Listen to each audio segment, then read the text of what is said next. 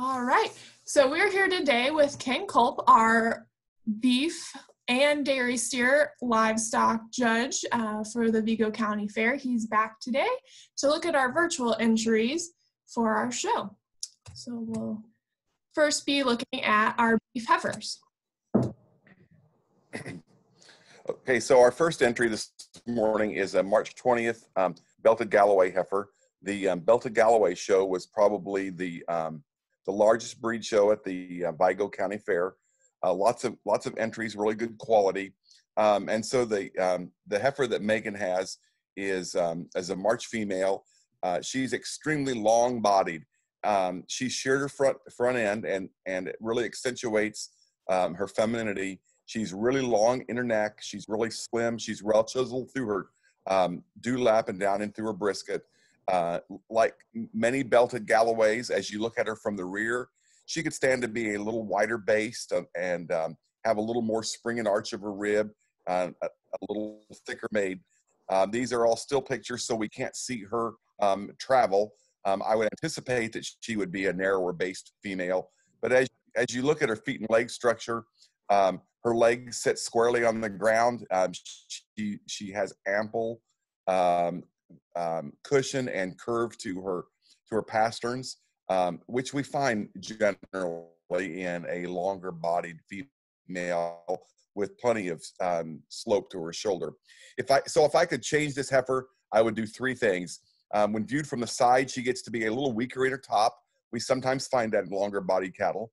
I'd also like to, when viewed from the rear, give her more spring and arch to her rib and more natural width and dimension. And third, like all belted Galloways, this is not a real fast-growing, high-performing breed. I just like to give her a little more weight per day of age. But all in all, a very nice March spring yearling belted Galloway female.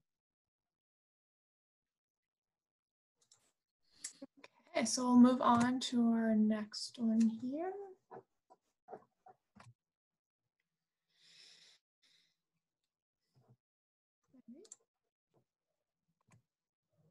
There we go.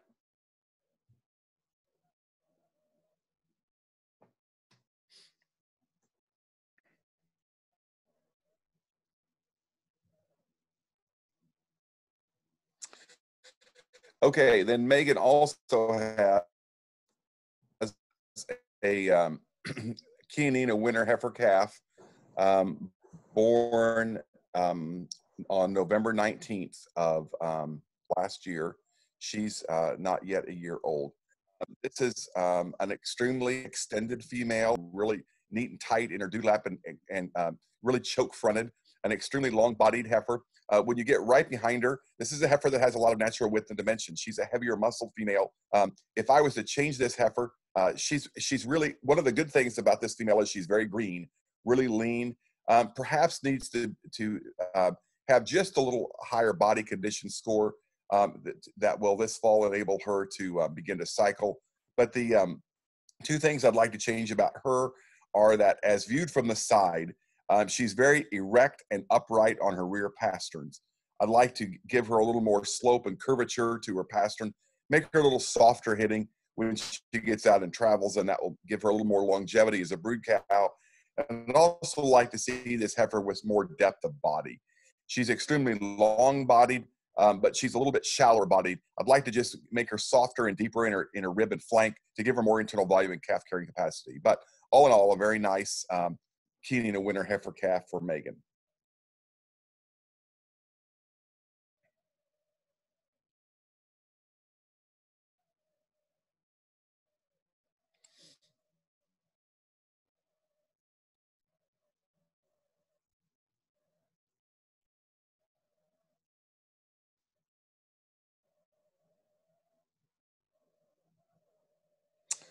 And our third entry is another Chianina female. This is a May 12th summer yearling heifer, a black heifer with white marks. This too is an extremely long-bodied heifer. Tommy didn't fit this heifer as Megan fit her two heifers, so I don't believe he sheared her head or front end or clipped her anyway. She's really, really long-bodied. Heifer that is really stout featured. She's heavier boned. She's a big footed female. Again, when you get behind this heifer, she gets to be a little narrower based. Like to see her a little wider sprung, and like the heifer previous to her, deeper rib. So if I could change this heifer, I just like to make her broodier, um, give her more depth of body, a little more spring and arch to her rib, with a little more volume and calf carrying capacity.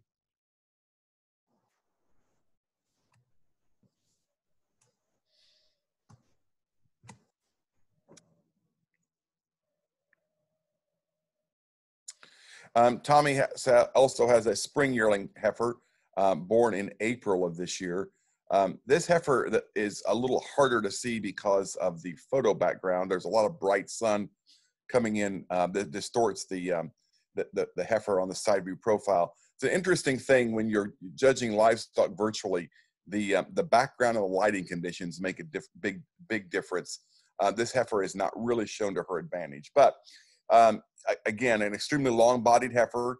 When you get right behind her, this heifer has more natural width and dimension than any of the heifers that we've seen today.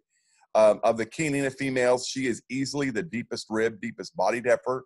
When you get behind her, she has the most width and dimension down her top. She's wider from stifle to stifle. She certainly is the widest based heifer, and I would expect when we watched her travel, she would get out and really be a wide square tracking female. She also displays more udder development, and she is older than the previous Chianina heifer, so that is somewhat to be expected. This heifer is really stout featured. She's the deepest rib, the broodiest female. If I was to change this heifer, I'd just like to make her stronger in her top. Tommy does have her stretched plenty far on the side view profile. Her back leg is back just a little bit further, so her top line may not be quite as soft and as sloping as the picture displays because of the way she's set up. But I would like her to be a little leveler in her top. Heifer has a real nice slope to her shoulder. I would expect her to be a real long, square tracking female. All in all, a very, very, very nice heifer for this exhibitor.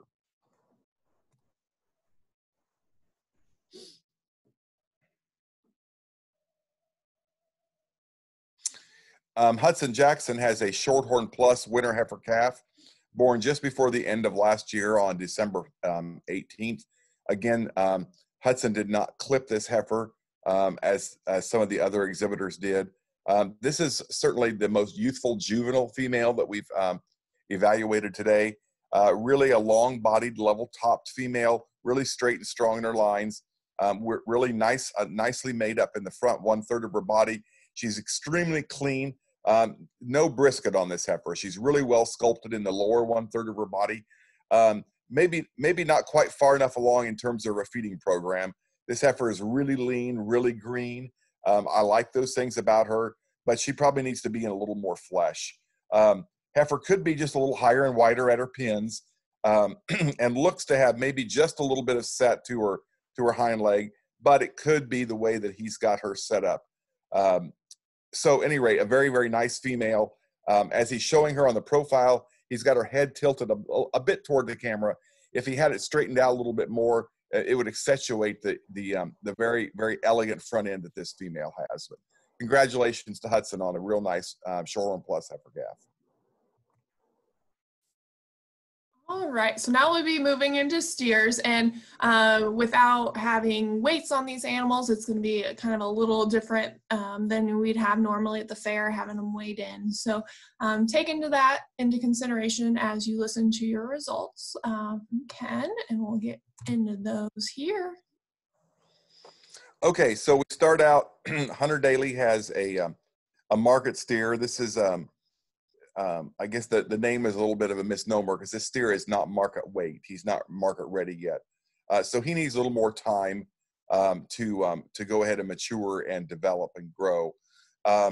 So we have a side view profile. We have what I would call a 3/4 view and a front view. We really don't have a rear view. We get some of that from the 3/4 view. But this is a really long-bodied calf, really straight in his lines, a very stylish, eye-appealing steer. The 3/4 view shows a really, really square hip coming down to a really, really nice straight hind leg, really clean in his underline. This steer is just really green. and certainly not of a market weight yet today, but certainly on track for an endpoint later in the.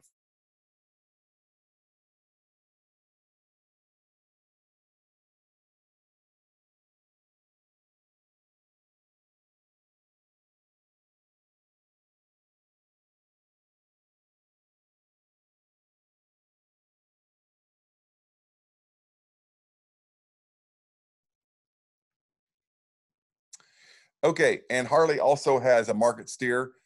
This is a much stouter featured, more expressively muscle calf. You get behind this steer and you see a tremendous amount of width and dimension.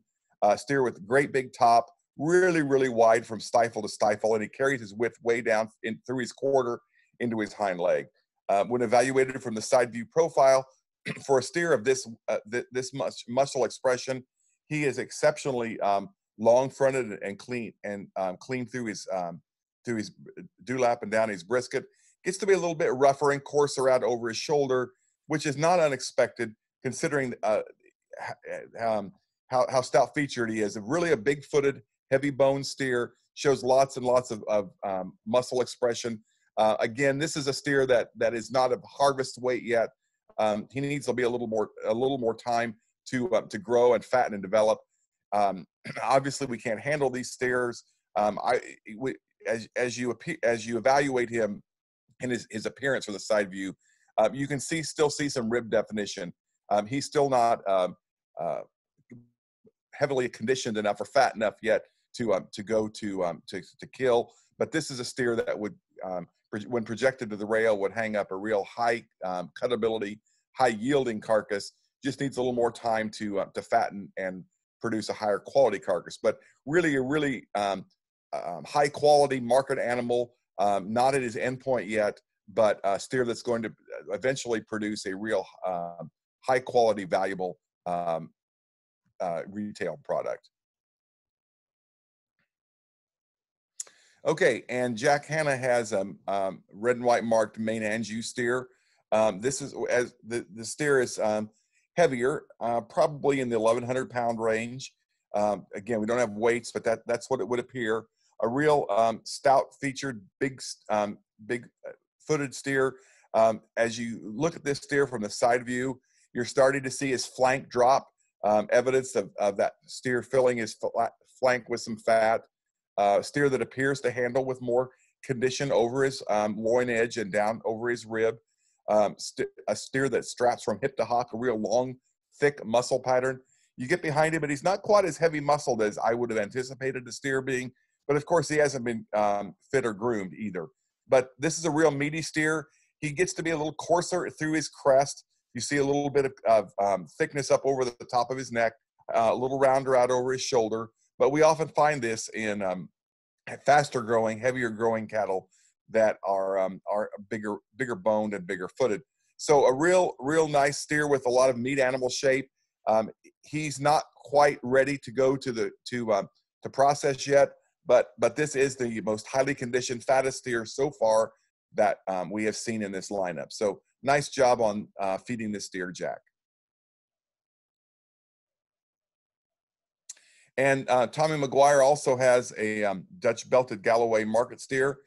He's taken the time to clip this steer, and I appreciate that. Worked on his front end, and this is a steer that's really long and level in his top line, really square over his hip. Certainly not the thickest, meatiest steer that we've seen today, but in relation to other belted Galloway steers, well above breed average in terms of muscle width and definition. The steer that's really deep and really uniform in his depth of body when viewed from the rear, nearly as deep in his flank as he is through his chest. A steer that's really clean and tight in his brisket, really clean in his sheath, really good in his feet and legs. All in all, an exceptionally good belted Galloway steer for Tommy, and I congratulate him for that.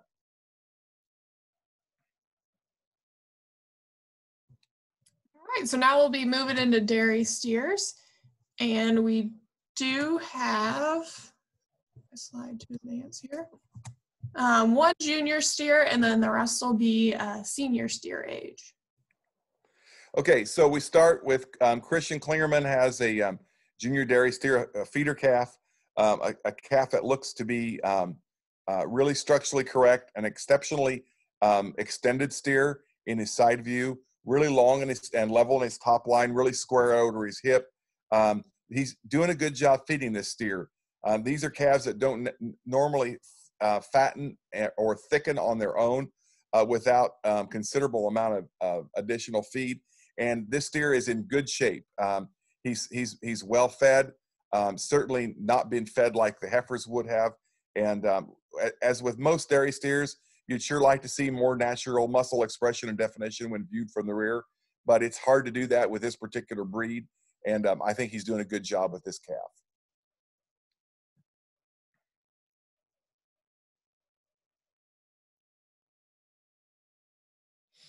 Okay, Christian also has a big steer that he's obviously fed very, very well. The steer, when you viewed from the rear, is really narrow based behind. He's more angular in his design. Probably wishes this calf would have been born a female. But when viewed from the side, a steer that's really deep bodied, and he's particularly deep in his flank. And the only way to get those calves of this age, of this size, to be deep flanked is to fill that flank with fat. And so it's obvious that he's really fed this steer a high quality, high energy ration, and he's doing a good job feeding him. Really a long-bodied steer. I'd like him to be a little square out over his rump, kind of pick him up and make him higher and wider at his pins, and of course make him wider based, but a very, very nice Holstein market steer.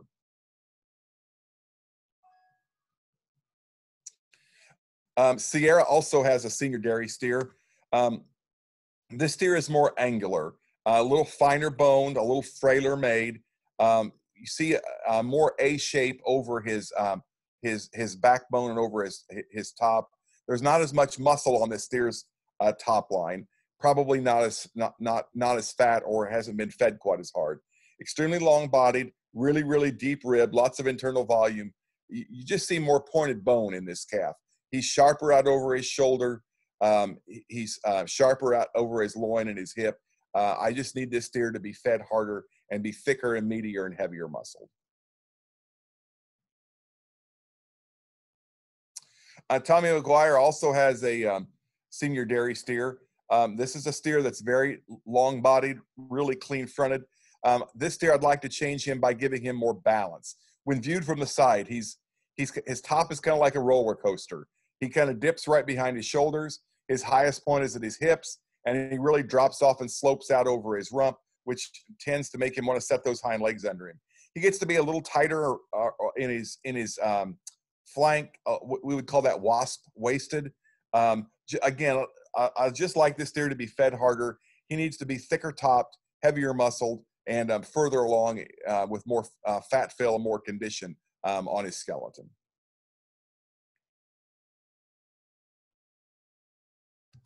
Okay, and that should wrap up the virtual entries for our heifers, steers, and dairy steer classes. And again, I want to thank Ken one more time for taking a few more minutes out of another day to kind of look over these cattle, make sure all of our 4-Hers get feedback in a crazy, crazy year. So we want to thank you again for that. My pleasure. I enjoyed going to Vigo County and judging the show. I think I judged there the last time in 1984 and 85. So 35 years ago, lots has changed, but then a lot was similar too. Appreciate the fact that Vigo County went to the effort to livestock show for their youth. Lots of counties just kind of gave. In Kentucky, there's only one county that I'm aware of that's having a full-blown bona fide county fair. Most of the counties simply chose to cancel their shows. I'm on the livestock committee of our own county. We're going to meet Monday night and try to figure out what to do to have an auction because the fair board isn't having a fair at all. So I applaud the fact that Vigo County Extension and the fair board collaborated to put together this opportunity, and I'm glad to help in any way. So thanks to you, Sarah, for your help.